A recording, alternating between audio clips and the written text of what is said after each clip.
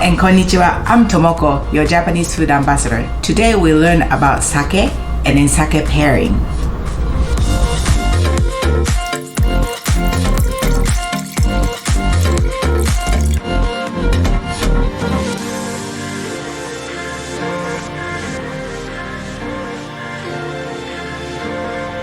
Full disclosure, I actually can't drink too much. I've been told that I look like I can drink a lot, but if I have a couple of sips, I get drunk. Just sips, not glasses.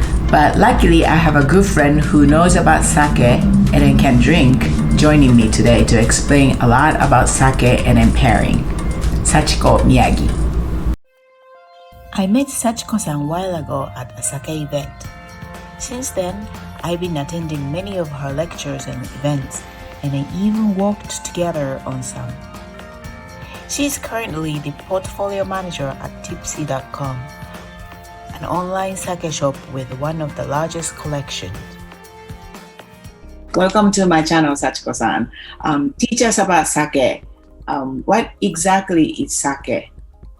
Tomoko-san, thank you for having me. Sake is Japan's national beverage. It's made from rice, and it's just made from rice, water, koji, and yeast. So premium sake from Japan, like the ones that you have today, are all gluten-free. It's made very carefully by hand. It often uses, pretty sure all of those uses brewery compound water, which is very, very soft, natural water. And it's delicious. How does sake work with seafood, in your opinion? If you've ever been to Japan, Japan is a seafood country.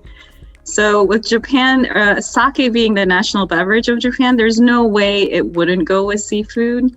But then there are some scientific evidence that sake goes well with seafood, because seafood like scallops or lobster, oysters, things like that have a type of acid called succinic acid.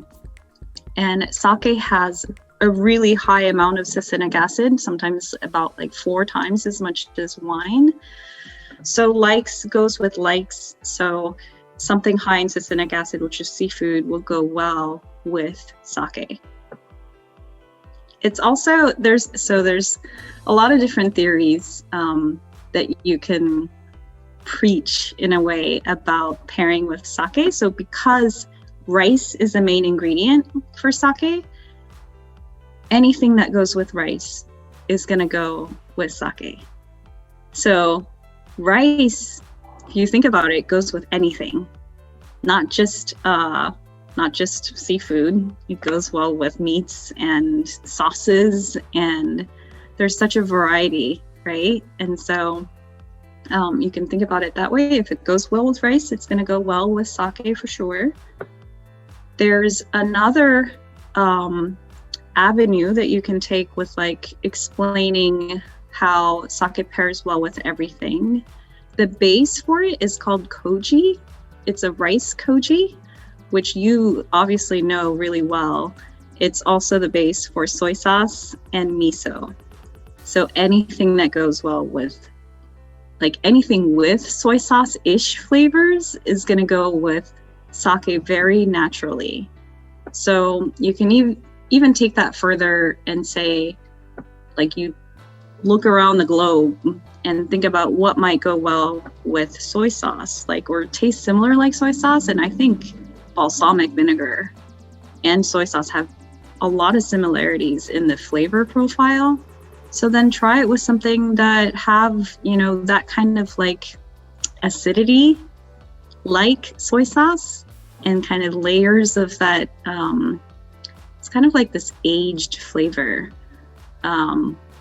So I wouldn't stop you with pairing it just with seafood. I would encourage you to try it with a lot of different foods. I know like this session is about like the beautiful box that you got and all the food, but I just don't stop there. Maybe like keep the sake and then have it for another meal. That's quite eye-opening for me as well, because rice really goes well with everything. One of the things I love is rice with bacon. That's how I grew up with. So like we can probably do like American breakfast with sake, like a brunch idea.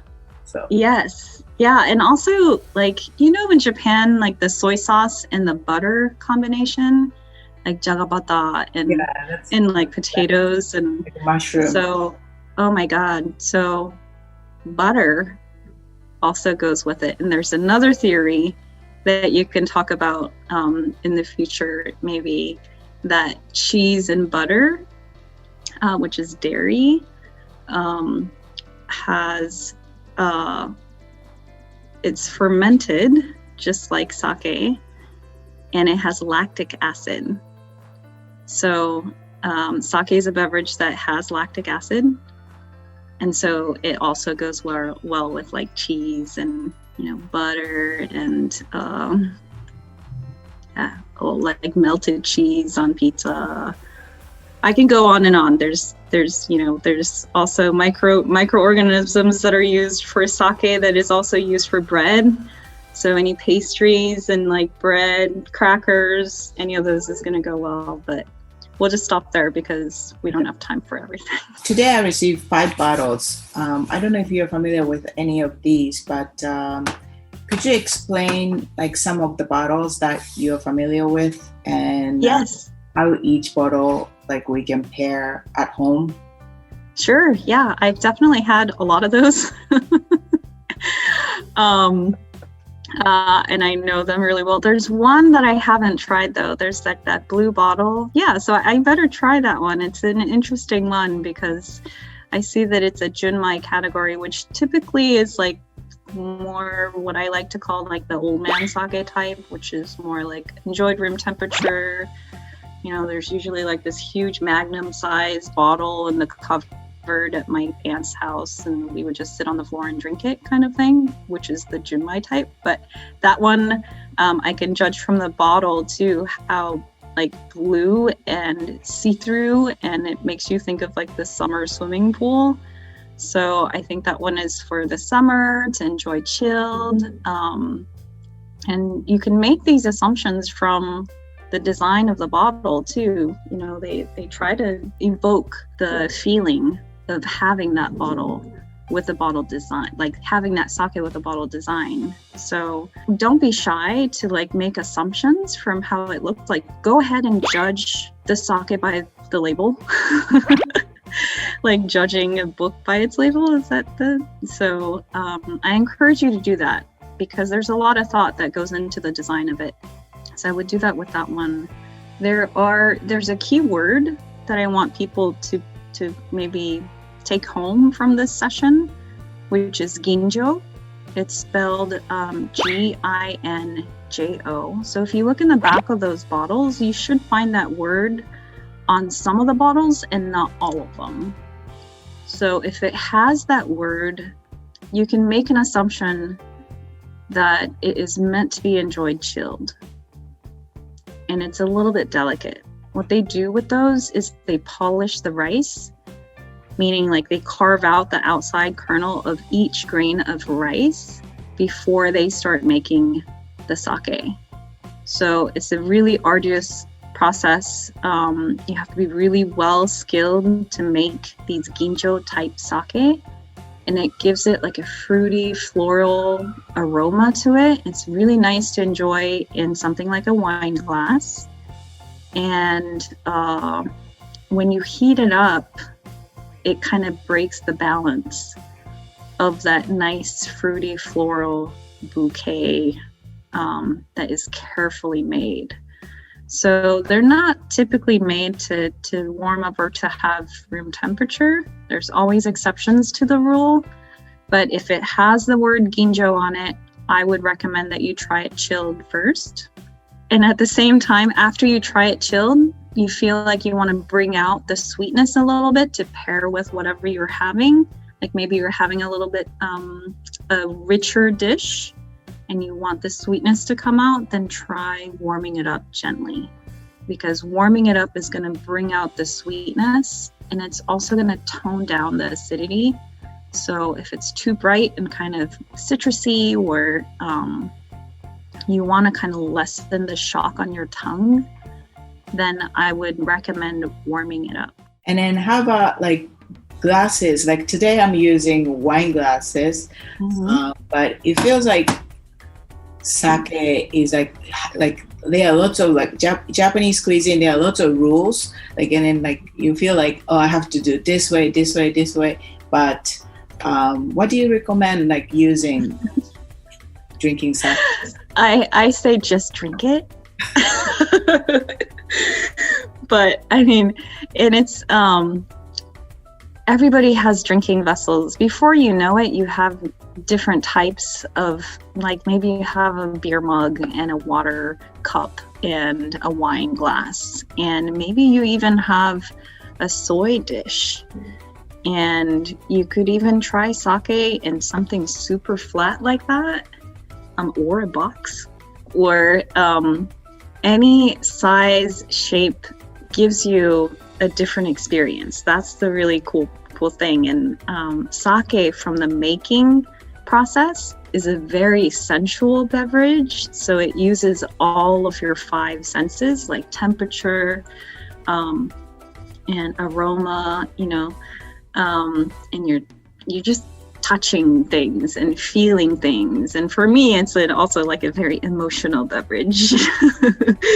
Usually a happy drunk, so that's a good thing. But so I would encourage, like, the wine glass that you showed me, the wine glass that you have is really nice for the ginjo type. Again, that Ginjo, the ginjo type, that's fruity and floral, because that shape concentrates the aroma to your nose, so it kind of gives you like the maximum effect of all the hard work that went into like making that. And colors, textures, like the sensual quality. And maybe you have like a mug that you made yourself, or like that was gifted to you, or like everything has a meaning in Japanese dining, as you know, and it's the same as enjoying a meal. And the most important thing, I think, is to enjoy that beverage for that moment. And just, I'm Japanese American, so I like to have like one foot in the appreciating Japanese culture, and then the other foot, I'm like, let's just enjoy that moment. So if you're going to be stressed out about drinking, maybe you're not drinking enough. So that's what I think. Okay. One more question. So you mentioned a little bit about like a koji and then making process of fermentation. How does umami factor come into sake? Oh, umami. Compared to wine, sake is a lot more umami friendly. And umami is that flavor that works as an addition. And I'm sure you know this, but something with umami and something else with umami, when it's combined, is like jijo. It's like a multiplication, instead of just an addition. So sake is that amazing beverage that'll add to it without taking away from it. It's not like the California wine where it demands center stage. It's like, I am this, and you need to pick, like, I'm amazing, and which is amazing. Like, I love California wines for what they are. But sake, it's like the Japanese culture, they have a beauty in not like being understated and never taking away from the food. So you might have a moment where you're like, oh my God, the sake is so amazing, I'm in love with it, like, which is great. But the whole purpose of sake is not to take away from your experience, your meals, your friendship, your conversations, So I think I think we kind of derailed from the umami talk, but umami basically from the rice like to get a little bit technical, if you think of brown rice and there's all that brown part, the bran, and that's where all the nutrients are, right? And that's where the like some protein is too. And a little bit of that is left even after you polish it, mostly for junmai type or type of sake. But then when that breaks down, because sake is a fermented beverage, when that breaks down, the protein becomes amino acids and they become umami.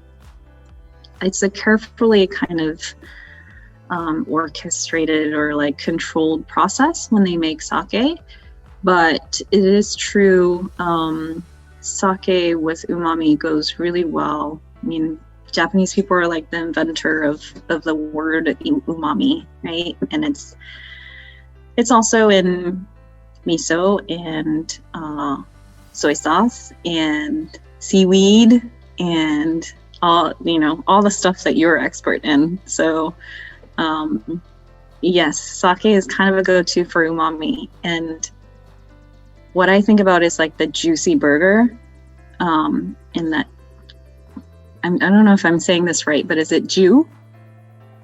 Is it oju? Like aju? Aju, there you go. The aju, from the meat, or something juicy. Like, to me, that has a lot of umami. And to pair that with like maybe a warm junmai would be an amazing, pairing, just for me, just thinking about it. So that's what I think at the moment about umami and sake. That sounds exciting. Like, I want to try like lots of sake and get drunk. I haven't got it in my life, but it sounds like fun. Thank you so much for all the information and knowledge, Sachiko-san. Always pleasure to like get knowledge and talk with you. Thank you. Oh, thank you. Thanks for having me. Of course. So that now we know that sake contains lots of umami, the question is, where does it come from? Koji enzymes turn proteins in the outer layers of rice into umami. So in this theory, less polished sake like junmai sake contains more umami than ginjo. I received these sake and sake pairing as a part of sake seafood promotion by JFoodo, a Japanese organization that promotes Japanese products. There was a study conducted on behalf of JFoodo to prove how umami is enhanced when seafood and sake are paired together. Take a look at this graph. In blue, you can see the umami you get from the food alone. Now take a look at the orange, which is the umami you get when food and sake are consumed together. And you can see umami is higher when they are together. Also, sake scores the highest umami compared to other beverages. Don't you believe me? You can spend more time staring at this graph, or you can pair yourself with sake and seafood and see it yourself.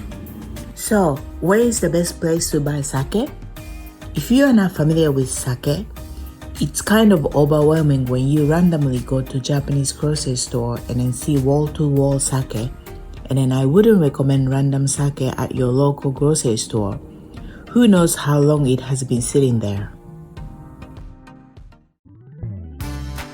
I recommend checking out online sake shops that maintain great selection. There are a few created sites to buy sake. Tippsy.com, where Sachiko-san is the portfolio manager, is one of them. Though there are many sake to choose from, on Tippsy.com, you can pick a bottle based on flavor profile, your budget, or other specific categories. Tippsy offers subscription service too, so you can get a variety of sake each month.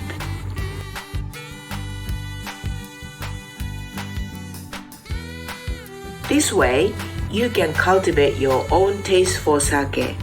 Just think how cool you're gonna look at the next dinner party when someone randomly brings up the topic of sake. Thanks and arigato for watching. I'll see you next time. ではまた。乾杯。